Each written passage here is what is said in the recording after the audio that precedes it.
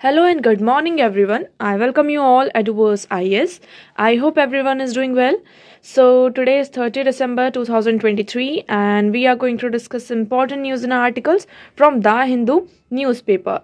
So, let's see what important news we got today to discuss. But before starting the video, for PDF join Telegram channel Eduverse IS. Link आपको description box में provided है. Make sure video को and तक देखें so that सारी important news आपकी यहाँ पर कवर हो. तो चलिए स्टार्ट करते हैं और देखते हैं आज हमें क्या क्या डिस्कस करना है. Now first article, centre Assam sign peace pact with ULFA faction. तो यहाँ पर असम में एक फ्रैक्शन है, उसके साथ सेंटर ने और असम ने क्या किया है, एक पीस पैक्ट साइन किया है.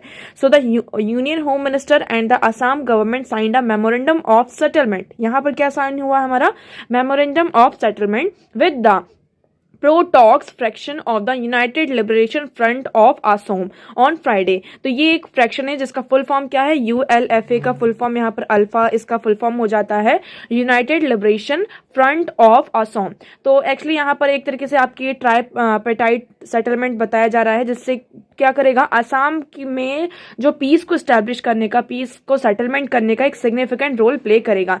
एक तरीके से इसमें क्या होगा, जितने भी हमारे वायलेंट ग्रुप हैं, जितने भी आपके वॉलेंट ग्रुप है असम में, उनको वहां पे एलिमिनेट करने की कोशिश की जाएगी इस मेमोरेंडम ऑफ सेटलमेंट के द्वारा. ओके, तो इसमें मेनली क्या होगा कि Assam and north east have endure violence for decades. अब देखिए, आप सभी को पता है कि आसाम में और आपका जो नॉर्थ ईस्ट वाला रीजन है, वहां पर कितना ज्यादा वायलेंस होता था. ठीक है, और उसी के चलते यहाँ पर जो ULFA कैडर है, उन्होंने ये एग्री किया है कि वो क्या करेंगे, जो उनके जो आर्म्स है, एम्युनिशन है, उनको सरेंडर कर देंगे, उनके जो कैंप्स है उसको वैकेट कर दिया जाएगा, और they have decided to join the main stream and engage in the peaceful democratic process establish by the law. तो मतलब आप सबको समझ में आया कि क्या करेंगे वो, ये जो अल्फा कैडर है, वो जितने उनके आर्म्स एंड एम्युनिशन है उसको यहाँ पर सरेंडर करेंगे, और जो हमारा मेन स्ट्रीम डेमोक्रेटिक प्रोसेस है, उसमें जितने भी पीसफुल एंगेजमेंट है, उन सारी चीजों में वो क्या होंगे, एंगेज होंगे. ओके, सो अभी आई होप आपको यहाँ पर ये क्लियर होगा.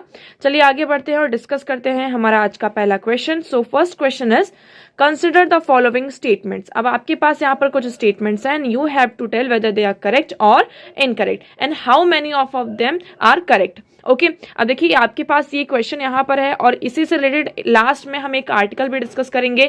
तो आई होप आपको यहाँ पर ये सारी चीजें क्लियर हो. ना, core inflation is the measure of the total inflation within an economy including commodities such as food and energy prices. इसमें ये कहा जा रहा है आपका कोर इन्फ्लेशन क्या होता है ना, आपको ये समझना होगा what is core inflation. So core inflation is a major of the total inflation. इसमें ये कहा जा रहा है कि आपका जो कोर इन्फ्लेशन होता है, हमारा जो टोटल इन्फ्लेशन होता है इकोनॉमी में, उसको इंक्लूड किया जाता है. आपके जितने फूड और एनर्जी के प्राइसेस हैं, जितनी भी आपकी कमोडिटीज के प्राइसेस हैं, ये सारी चीजें आपकी कोर इन्फ्लेशन में इंक्लूड होती हैं. Second one is, core inflation typically rises and fall more gradually than inflation in food and fuel. Core inflation यहाँ पर ये कहा जा रहा है कि टिपिकली यहाँ पर राइज और फॉल होता है, मतलब कि कभी कभी ये राइज होगा और कभी कभी आपका फॉल होता है. लेकिन अगर हम फूड और फ्यूल इन्फ्लेशन की बात करते हैं, तो ये आपका ग्रेजुअली मतलब फ्रिक्वेंटली होता रहता है ना. आप यहाँ पर देखते हैं कि फूड के प्राइसेस अभी कुछ दिनों पहले बहुत ज्यादा हाई हो गए थे, फिर यहाँ पर कुछ दिनों बाद यहाँ पर कम हो गए थे. तो मतलब फूड और जो आपका फ्यूल है, इसका जो इन्फ्लेशन है ना, इसके कंपैरिजन में जो आपका कोर इन्फ्लेशन है टिपिकली राइज और फाइल यहाँ पर होता है. Next one is the 8 core industries comprise nearly 2/3 of the weight of item include in the IIP. इसमें हमने इंडस्ट्रियल इंडेक्स की बात करते हैं, इंडेक्स ऑफ इंडस्ट्रियल प्रोडक्शन. तो आपका जो IIP होता है, इसमें टोटल आपकी कही जा रही है कि 8 कोर इंडस्ट्रीज हैं. हमारे पास टोटल यहाँ पर फॉर एग्जांपल 200 इंडस्ट्रीज हैं, और इस 200 इंडस्ट्री जितनी भी आपकी इंडस्ट्रीज हैं, इसमें से हमने ये मान लिया कि 8 ये जो आपकी इंडस्ट्रीज हैं, वो क्या है, कोर इंडस्ट्री. मतलब अगर इसमें अच्छा परफॉर्मेंस होता है, अब देखिए हम हर एक इंडस्ट्री में जाकर, अब आपके अगर कंट्री की बात करते हैं इंडिया में, तो कितनी सारी इंडस्ट्रीज होंगी. तो क्या हम हर एक इंडस्ट्री में जाके वहाँ का मेजरमेंट ले सकते हैं, वहाँ पर कितना प्रोडक्शन हो रहा है, उसका पूरा असेसमेंट कर पाएंगे? ये हमारे लिए थोड़ा सा टफ टास्क हो जाएगा. तो इसलिए हमने क्या किया, 8 कोर जितने भी आपकी इंपॉर्टेंट, जिसको हम कोर कह रहे हैं, है ना, कि अगर यहाँ पर क्या होता है, आपका प्रोडक्शन अच्छा होता है, यहाँ पर आपका ग्रोथ ज़्यादा अच्छी होती है तो इट मीन्स इसके आसपास की जो इंडस्ट्रीज हैं वहां पर भी क्या हो रहा होगा, आपका प्रोडक्शन अच्छा हो रहा होगा। तो इसमें ये कहा जा रहा है कि हमारी जो 8 कोर इंडस्ट्रीज हैं सो नियरली कंप्राइज, ये आपका 2/3 यहाँ पे इसका वेटेज है किसमें, आईआईपी में। तो इसमें कितनी स्टेटमेंट आपकी करेक्ट है, कितनी इनकरेक्ट है, या आप लोगों को कॉमेंट सेक्शन में कॉमेंट करके बताना है। ओके, चलिए आगे बढ़ते हैं। नाउ नेक्स्ट क्वेश्चन की बात करते हैं। Which of the following form the part of income from abroad while calculating gross national product. हम यहाँ पे ग्रॉस नेशनल प्रोडक्ट को क्या करते हैं, कैलकुलेट करते हैं। तो इसमें से कौन सा अब्रॉड का जो इनकम का पार्ट है उसे इंक्लूड किया जाता है जीएनपी में। एक्सटर्नल ग्रांट्स, जो आपके एक्सटर्नल ग्रांट्स होते हैं, प्राइवेट रेमिटेंसेस, जो प्राइवेट रेमिटेंसेस क्या होते हैं आपके, फॉर एग्जाम्पल आपकी फैमिली इंडिया में रहती है, ठीक है, और लेकिन आप अब्रॉड में रह रहे हैं, तो अब्रॉड से आप क्या कर रहे हैं, यहाँ पे प्राइवेट रेमिटेंस मतलब आप यहाँ पर अपनी फैमिली के खर्चे के लिए पैसा भेज रहे हैं। तो क्या इसको जीएनपी में इंक्लूड किया जाएगा, आप कैलकुलेट किया जाता है। इंटरेस्ट ऑन एक्सटर्नल लोन्स, यहाँ पर जो एक्सटर्नल लोन्स होते हैं उसमें जो इंटरेस्ट लगता है, तो आपको ये बताना है कि जीएनपी में क्या ये तीनों चीजें इंक्लूड होती हैं, क्या इसमें से सिर्फ 2 चीजें इंक्लूड हैं या फिर तीनों एक इंक्लूड है, ये आपको बताना है। तो आपके पास ऑप्शन यहाँ पे गिवन है, ओनली 1, ओनली 2, ऑल 3, नन। सो कॉमेंट सेक्शन में कॉमेंट करके आपको दोनों क्वेश्चन के आंसर यहाँ पर करने हैं। एज ऑलवेज वीडियो के एंड में आपको दोनों क्वेश्चन के आंसर दिए जाएंगे, सो मेक श्योर वीडियो को एंड तक जरूर देखें। चलिए आगे बढ़ते हैं और डिस्कस करते हैं हमारे नेक्स्ट आर्टिकल। सो नेक्स्ट आपके लिए यहाँ पे छोटा सा अपडेट आ जाता है, न्यूज आ जाती है कि 11th century Jain sculptures discovered in Mysuru district. Mysuru district में क्या हुआ है, 11 एक तरीके से हम कह सकते हैं एक विलेज था, गांव था, वहां पे ड्रेनेज की खुद डिगिंग की जा रही थी कि हमें यहाँ पे ड्रेनेज का पूरा वर्क चल रहा है, इसके लिए डिगिंग की जा रही थी।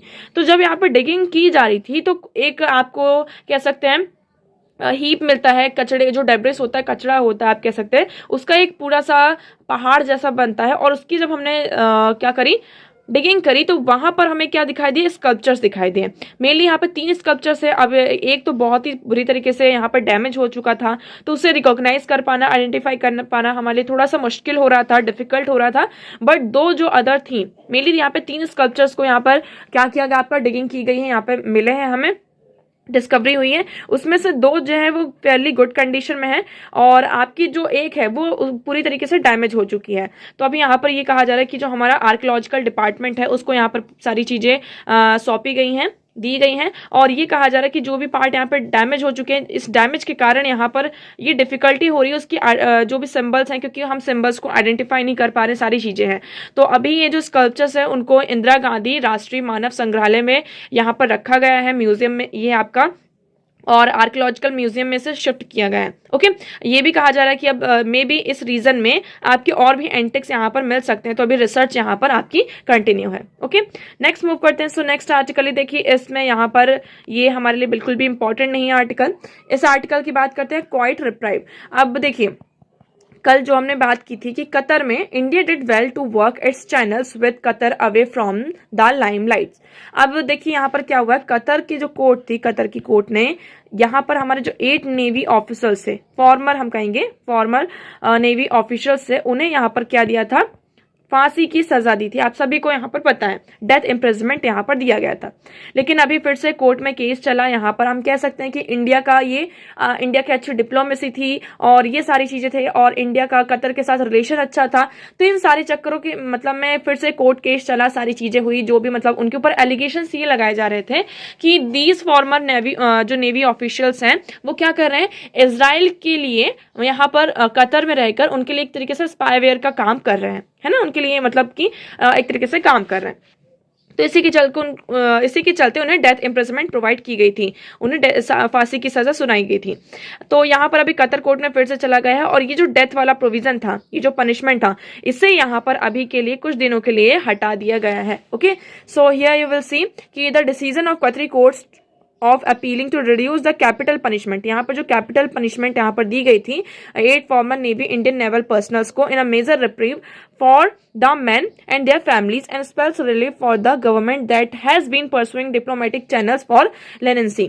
तो यहाँ पर अभी थोड़ा सा हमें रिलीफ मिला है। अब इससे क्या हुआ, एक तरीके से हम प्रोनाउंस कर सकते हैं, आप holding the conviction is the disappointment the government and the men's families must now resist their legal strategies and evidence of their innocence. अब यहाँ पर अभी देखिए कैपिटल पनिशमेंट को क्या कर दिया गया है, यहाँ पर अभी कुछ दिनों के लिए खत्म कर दिया गया, मतलब कि रिड्यूस किया गया है, अपील के कारण उसको रिड्यूस कर दिया गया है। अब यहाँ पर उनके पास टाइम है कि जो भी एलिगेशन उनके ऊपर लगाए गए हैं तो वो अपने आप को क्या करें, सारी जितने भी एविडेंस है उसको यहाँ पर कलेक्ट करें और अपने आप को यहाँ पर इनोसेंस प्रूव करें। ओके, तो अभी यहाँ पर ये सारी चीजें चल रही हैं। सो if all avenues of judicial appeal are exhausted the government will have three options। ये कहा जा रहा है कि अगर यहाँ पर जितने भी जुडिशियल अपील थी अगर वो एग्जॉस्ट हो जाती, यहाँ पर अगर कैपिटल पनिशमेंट जो दी गई थी अगर ऐसा नहीं होता तो फिर गवर्नमेंट के पास तीन ऑप्शन थे। क्या था, first continue to press for the review of the conviction with Qatar's ruling emir. तो यहाँ पर जो कतर के रूलिंग एमिर है उनसे यहाँ पे कंटिन्यू यहाँ पर कन्विक्शन के लिए बातचीत होना। Okay, if that fails the man could appeal for clemency and ask for pardon. तो अगर यहाँ पर ये भी फेल हो जाता, मतलब कतर के एक तरीके से जो किंग है उनसे पहले हम हेल्प मांगते कि हाँ आप हमारी हेल्प करिए। अगर ये भी फेल हो जाता तो हम क्या करते, जो क्लीमेंसी है उनसे पार्डन की बात करते कि हमें माफ कर दीजिए। तीसरा यहाँ पर क्या, थर्ड ऑप्शन क्या हो जाता है कि third option would be for the man to serve out their terms in India. तो या फिर थर्ड ये हो जाता कि इंडिया के जो टर्म्स है उन बेसिस पर वो जितने भी मतलब 8 आपके फॉर्मर नेवी ऑफिसर्स थे वो क्या करते हैं यहाँ पर उसके अकॉर्डिंग यहाँ पर एक्ट करते हैं। तो ये तीन चीजें थी अभी, लेकिन ऑल्दो हमने यहाँ पर देखा कि कतर की कोर्ट ने यहाँ पर रिड्यूस किया है कैपिटल पनिशमेंट को। अब फर्दर देखते हैं हमारे सामने क्या निकल कर आता है। ओके, चलिए आगे बढ़ते हैं। Next article is, this article is very important for you. इसको आप यहाँ पे सोसाइटी से लिंक कर सकते हैं। A call for disability inclusion that must be heeded. अब यहाँ पर हम किसकी बात कर रहे हैं, डिसेबिलिटी इंक्लूजन की। 31 ऑफ दिसंबर को यहाँ पर हम 3 दिसंबर को हम क्या करते हैं, जो कि अभी पास हो चुका है 3 December is celebrated as a international day for person with disability. हम 3 दिसंबर को international day for person with disability को यहाँ पर सेलिब्रेट करते हैं। So yet we must pause and consider the importance of novel and innovative solution that enhance to important outcomes for the people affected. तो यहाँ पर जो मतलब कि हमें क्या लेकर आना चाहिए, कुछ इनोवेटिव सॉल्यूशन लेकर आने चाहिए जिससे कि हम क्या कर सकें, ये जो पर्सन विद डिसेबिलिटी हैं उनको हम और ज्यादा मतलब कि ऐसे इनोवेटिव सॉल्यूशन लेकर आ जाए जिससे कि उनकी लाइफ में कुछ हमें इंपॉर्टेंट आउटकम्स नजर आ सके। पहला, एक्टिविटीज ऑफ डेली लाइफ। यहाँ पर उनकी जो डेली लाइफ की एक्टिविटीज है एंड क्वालिटी ऑफ लाइफ, तो इसको हम क्या कर सकें, इसको इंप्रूव कर सकें। So by calling transformative solution that will lead to inclusive development leading no one behind. तो इस ट्रांसफॉर्मेटिव सॉल्यूशन में क्या होना चाहिए, हमारा इंक्लूसिव डेवलपमेंट होना चाहिए। कोई भी व्यक्ति, कोई भी पर्सन यहाँ पर पीछे नहीं छूटना चाहिए। Okay, so United nation has shifted the focus back on innovation that reduces disability. यहाँ पर अगर हम बात करें यूनाइटेड नेशन की तो उन्होंने भी अपना जो फोकस है वो इनोवेशन से रिड्यूस करके कहां पर उन्होंने कर दिया है, डिसेबिलिटी की तरफ ज्यादा वो फोकस करने लगे हैं। इन द मेडिकल फील्ड की बात करें तो न्यूरो साइकेट्री की जो हम बात करते हैं, मेनली यहाँ पर जो हमारा फोकस होना चाहिए किस पर होना चाहिए कि innovation with a potential to enhance outcomes. हमारा ज्यादा से ज्यादा इनोवेशन पर जो ट्रीटमेंट है, जितने भी हमारे सेवरल ट्रीटमेंट्स यहाँ पर हैं, ब्रेन मेंडेड यहाँ पर इंटरफेरेंस दिखाई देता है, तो इनका मेन पोटेंशियल यही है कि हमारा जो आउटकम है वो अच्छा निकल कर आना चाहिए। ओके, अब देखिए यहाँ पर अगर हम बात करते हैं न्यूरोसाइकेट्रिक डिसऑर्डर की, सबसे बड़ी यहाँ पर जो हम बात कर रहे हैं अभी इस डिसेबिलिटी में न्यूरोसाइकेट्रिक डिसऑर्डर की बात कर रहे हैं। So what is this neuropsychiatric disorder, इसकी डेफिनेशन अगर हम बात करते हैं, so disabling and present themselves across the life span. The range from autism, आपने ऑटिज्म के बारे में सुना होगा, attention deficit hyper activity disorder ADHD। यहाँ पर अटेंशन डेफिशिट मतलब कि फॉर एग्जाम्पल आप यहाँ पर पढ़ाई कर रहे हैं लेकिन आपका यहाँ पर अटेंशन डेफिशिट है, आप अटेंशन मतलब आप फोकस ही नहीं हो पा रहे हैं ना, या फिर आप किसी चीज को लेकर बहुत ज्यादा हाइपर एक्टिव हो जाते हैं। इंटेलेक्चुअल डिसेबिलिटी हो जाती है इन चाइल्डहुड, बच्चा यहाँ पर छोटा है। देखिए अगर हम बच्चे की बात करते हैं तो वो जो उसकी एज होती है एक बच्चे की, वो ग्रोथ वाली एज होती है, तो उसका जो माइंड होता है वो बहुत ज़्यादा शार्प होता है। अगर आप नॉर्मल चाइल्ड की बात करते हैं तो बहुत ज़्यादा शार्प होता है, लेकिन कुछ बच्चों में आपने देखा होगा इंटेलेक्चुअल डिसेबिलिटी होती है, वो उनकी जो एज है उसके अकॉर्डिंग उतने ज़्यादा वो इंटेलेक्चुअल नहीं होते हैं। And mental health conditions such as anxiety, आपकी कुछ मेंटल हेल्थ कंडीशंस भी हो सकती है, जैसे कि anxiety, depression, obsessive compulsive disorder, eating disorder, addiction, सिनोफेलिया, bipolar disorder through adolescence and adult life. यहाँ पर अगर हम बात करते हैं globally 160 million adolescent and 970 million people globally traumatic brain injuries, spinal injury, epilepsy, and headache across the lifespan, stroke, degenerative conditions such as Alzheimer's, dementia, and Parkinson's disease that appear in old age. तो देखिए इस तरीके की हम बात करें किसकी, neuropsychiatric disorder की, तो न्यूरोसाइकेट्रिक डिसऑर्डर में सिर्फ एक चीज नहीं आती, यहाँ पे बहुत सारी चीजें आपकी इंक्लूड होती हैं। ठीक है, अगर हम एक साल के बच्चे की बात करते हैं और यहाँ पर 70 साल का कोई पर्सन है, एल्डरली पीपल है, तो 1 साल से लेकर 70 साल के बीच में जितने भी लोग आते हैं, और जितने अगर हम 25 से 30 ईयर की एज की बात करते हैं, हमारा जो यंग पॉपुलेशन है, यहाँ पर हम 12 to 13 ईयर्स की भी बात करते हैं, जो हमारे एडोलेसेंट बच्चे होते हैं, है ना, जिन्हें हम एडोलेंस बात करते हैं, तो सबको यहाँ पर कुछ ना कुछ न्यूरोसाइकेट्रिक डिसऑर्डर देखने को मिलता है। बस हमें क्या प्रॉब्लम है कि हम उस चीज को यहाँ पर रिकॉग्नाइज नहीं करते हैं, उस चीज को एक्सेप्ट नहीं करते हैं कि हाँ हमारे साथ ये प्रॉब्लम है। उसे एक तरीके से आपके क्या होता है, एक स्टिग्मा अटैच होता है, कि एक सोसाइटल स्टिग्मा होता है कि अगर हमने ऐसा बता दिया तो हमें सोसाइटी में हमारा ध्यान रखने वाला कोई नहीं होगा। इवन फैमिली भी कई बार क्या होती है, इन सारी चीजों को कंसिडर नहीं करती है। ओके, सो रिवैम्प रिहैबिलिटेशन सर्विस, हमें यहाँ पर क्या करना होगा, जो हमारी रिहैबिलिटेशन सर्विस है उसे रिवैम्प करना होगा। So with such a large burden of people affected around the globe, it is rational to assume that rehabilitation need are plentiful. अब देखिए यहाँ पर सिर्फ इंडिया की बात नहीं हो रही, पूरे वर्ल्ड की बात हो रही है।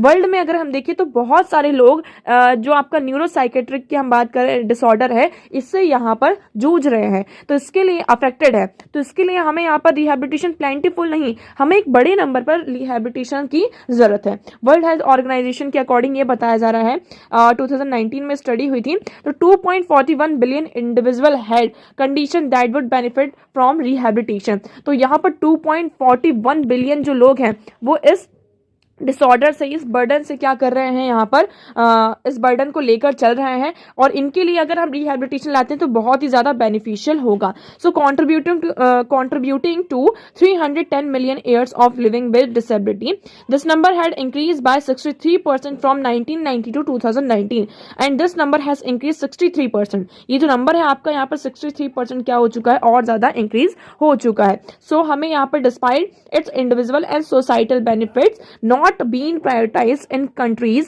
and it traditionally under resource, तो यहाँ पर या तो कुछ कंट्रीज अंडर रिसोर्स हैं, उनके पास इतने ज्यादा रिसोर्सेज नहीं है, that is why they are not prioritising these things. तो हमें उनकी क्या करनी चाहिए, हेल्प करनी चाहिए। Okay, so with neurology and psychiatry being closely linked, यहाँ पर जो आपकी न्यूरोलॉजी है और साइकेट्री है वो एक दूसरे से क्या लिंक है ना। So rehabilitation service must therefore be design to address the wide spectrum of neurological and mental health problem as oppose to being narrow in concept and specialist led. तो इसमें ये कहा जा रहा है जो अभी हमारी रिहैबिलिटेशन सर्विस होनी चाहिए वो इस तरीके से डिजाइन होनी चाहिए that would address the wide spectrum of neurological, हमारा जो न्यूरोलॉजिकल का वाइड स्पेक्ट्रम है और मेंटल हेल्थ है, इस दोनों प्रॉब्लम को एक साथ लेकर वो क्या करे, आगे बढ़े। Okay, so there is also need to encourage medical professional, उसके साथ साथ यहाँ पर जो हमारे मेडिकल प्रोफेशनल हैं, मेडिकल सर्विस प्रोवाइडर हैं, फॉर एग्जांपल गवर्नमेंट, प्राइवेट और नॉन प्रॉफिट ऑर्गेनाइजेशंस की भी हम बात करते हैं, as well as public health जो अभी हमारे प्रोफेशनल्स हैं, तो उन्हें यहाँ पर रिहैबिलिटेशन में एक एसेंशियल सर्विस को क्या करना चाहिए, कंसिडर, जो भी आपकी रिहैबिलिटेशन सर्विस है उसे एसेंशियल सर्विस क्या करनी चाहिए, कंसिडर करनी चाहिए। विद दैट यहाँ पर जो फिजिकल एंड ऑक्यूपेशनल थेरेपिस्ट हैं, स्पीच लैंग्वेज थेरेपिस्ट हैं, साइकोलॉजिकल थेरेपिस्ट हैं एंड प्रोफेशनल केयर गिवर्स, इन सारे जितने भी प्रोफेशनल्स हैं ये क्या कर सकते हैं, रिहैबिलिटेशन में हमारी हेल्प कर सकते हैं। सो इनहेंसिंग दीज प्रोफेशनल प्रोफाइल्स, हमें जितने भी प्रोफेशनल प्रोफाइल्स है पहले तो हमें इनहेंस करना होगा, उनको इनकी जो ट्रेनिंग है इनको ट्रेनिंग प्रोवाइड करनी होगी सो दैट ये और ज्यादा इंप्रूव कर सके। Creating main stream opportunities for career, पहली बात क्या हो जाता है, कई बार ये जो प्रोफेशनल्स हैं ये इतना ज़्यादा यहाँ पर इसलिए फोकस नहीं करते हैं बिकॉज यहाँ पर ये जो अपॉर्चुनिटी नहीं होती है। पहली बात तो इतने ज़्यादा ट्रेन नहीं होते, ट्रेन होने के बाद अगर उनके पास अच्छा नॉलेज है, ट्रेनिंग भी अच्छी सारी चीज़ें हैं, तो करियर की अगर बात करते हैं तो वो इस करियर को ऑप्ट नहीं करना चाहते because there is no opportunity. So यहाँ पर हमें डेवलपमेंट, जितने भी हमारे प्रोफेशनल्स हैं उनकी ग्रोथ को भी देखना होगा, क्योंकि हर एक इंसान, देखिए आप सोशल सर्विस एक टाइम तक कर सकते हैं, लेकिन हर एक इंसान अपना यहाँ पर फायदा भी देखता है, तो यहाँ पर अपना करियर भी देखना चाहता है। सो यहाँ पर जितने भी प्रोफेशनल्स हैं उनका डेवलपमेंट और एम्पावरमेंट होना, ग्रोथ होना सर्विस में, ये बहुत ज़्यादा इंपॉर्टेंट है। जब वो पर्सन यहाँ पर ये देखेगा कि हाँ यहाँ पर बहुत ज़्यादा डेवलपमेंट है, हमारे पास बहुत ज़्यादा अपॉर्चुनिटी है, तो वो अपने आप को क्या करेगा, वहाँ पर इन्वॉल्व करने की कोशिश करेगा। Okay, so I hope this one is clear to you.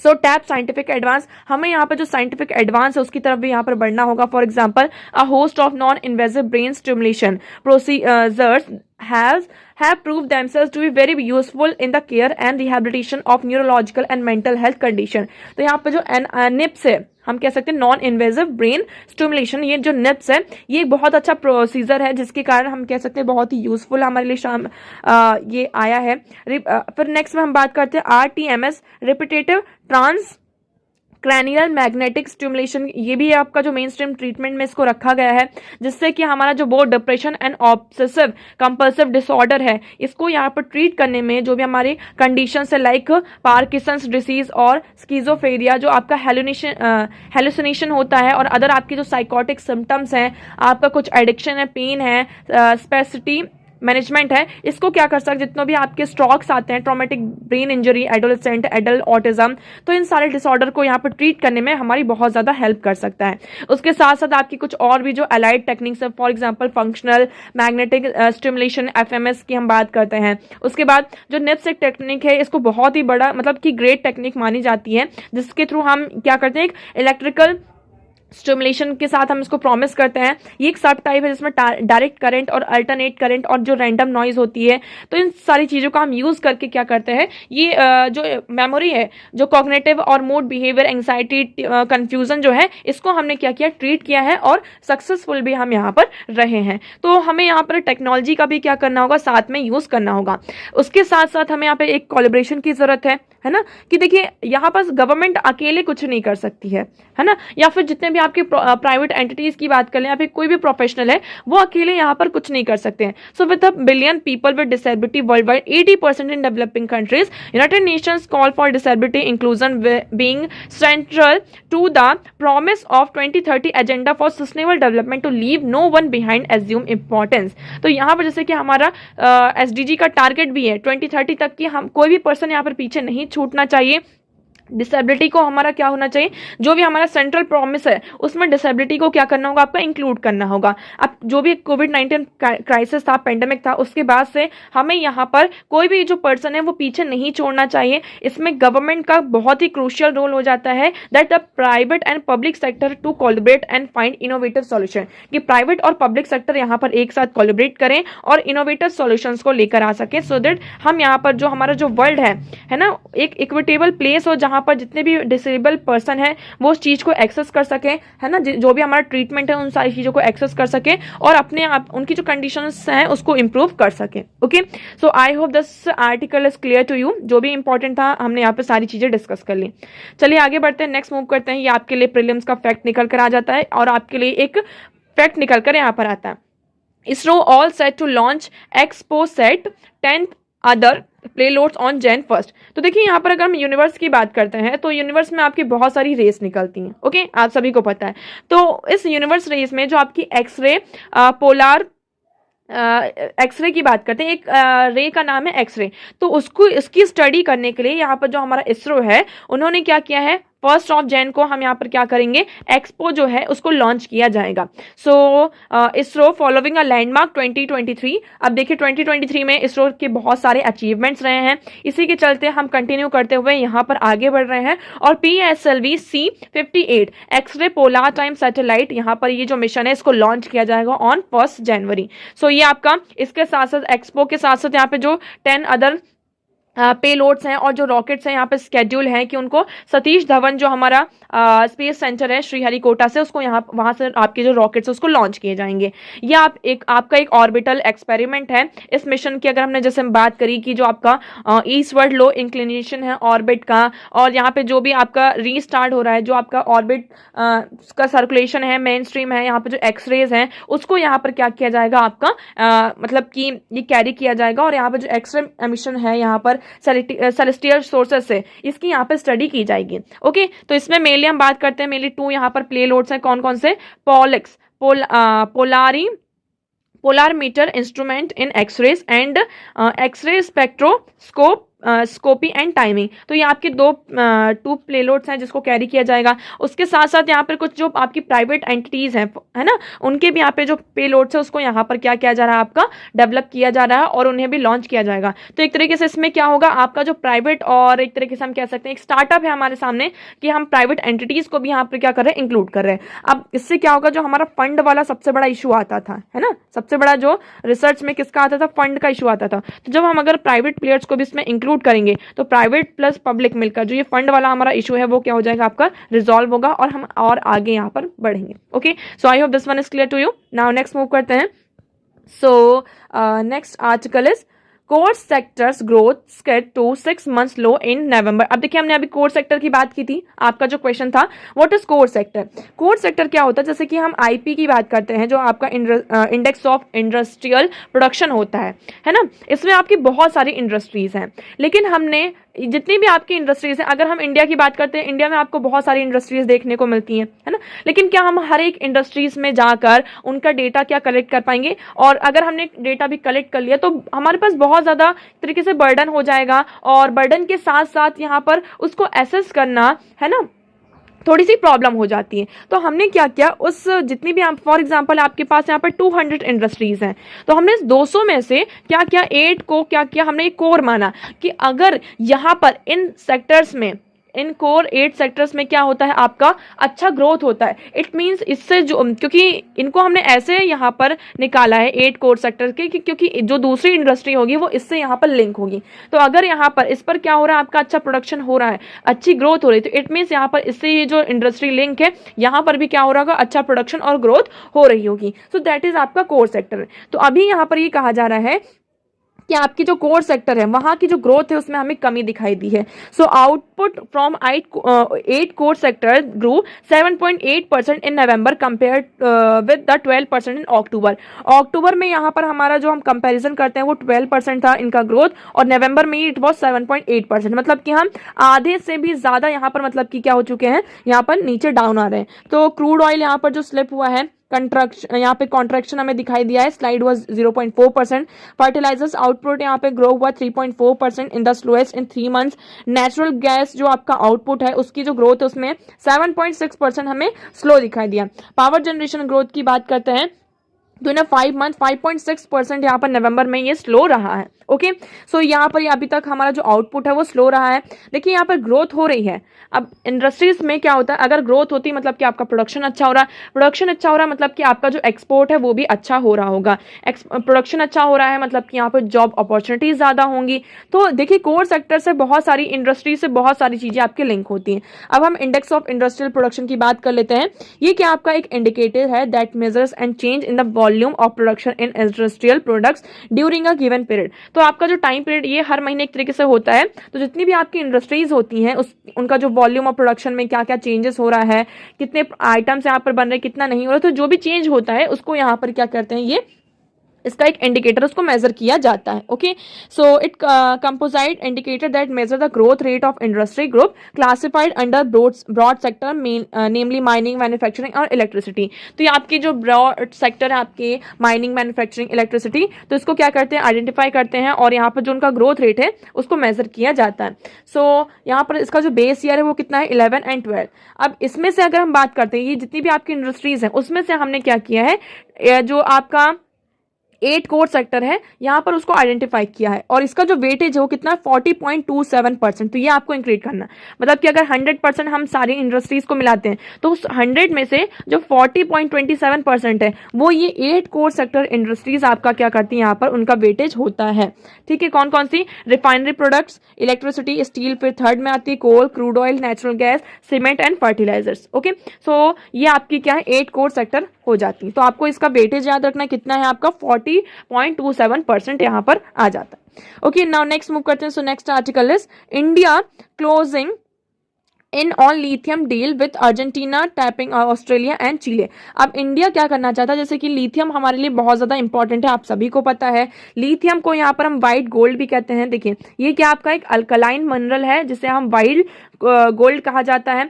और ये हमारा, पहले हम लिथियम की अगर बात करें तो लिथियम हमारे लिए एक तरीके से कह सकते हैं कि लिथियम का यूज कहाँ कहाँ है। लिथियम का यूज हम बैटरीज में करते हैं, मोबाइल फोन्स में करते हैं, है ना। तो इन सारी चीजों में लिथियम का यूज किया जाता है। लिथियम हमारे लिए एक ग्रीन एनर्जी की तरह है जिसमें एक तरीके से ये क्या करेगा, आपका जो कार्बन फुटप्रिंट है उसको रिड्यूस करने में हमारी हेल्प करेगा। So India switch to green energy thereby reducing its carbon footprint. So lithium is a cornerstone. आप कह सकते हैं कि हमारे लिए लिथियम बहुत ही ज्यादा इंपॉर्टेंट है। कुछ दिनों पहले आप सभी को पता होगा कि यहाँ पर न्यूज आ रही थी कि जम्मू एंड कश्मीर में लिथियम के कुछ रिजर्व्स हमें यहाँ पर मिले हैं। उसके बाद अगर हम बात करते हैं तो अनादर एंड छत्तीसगढ़ और भी हमारे यहाँ पर लिथियम के रिजर्व्स हैं। अभी यहाँ पर क्या हो रहा है कि ये कहा जा रहा है कि हम किसके साथ, पहले अर्जेंटीना के साथ यहाँ पर लिथियम की डील करेंगे। तो आपकी एक कंपनी है जिसका नाम है काबिल, आपका इसका नाम ही क्या है, काबिल, KABIL, तो इसको हम काबिल कहेंगे। सो इट इज खनिज विदेश इंडिया लिमिटेड। तो इसका नाम है विदेश इसलिए इसका यहाँ पर काबिल आ रहा है।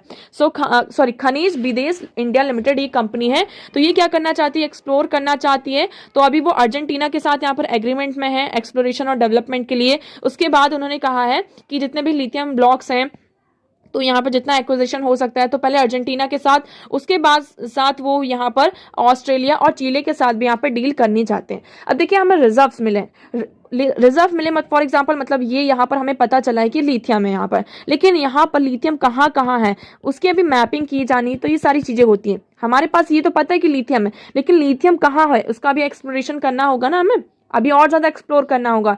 तो ये हमारे लिए आसान बात नहीं है, इसमें अभी बहुत सारी प्रॉब्लम्स भी आएंगी।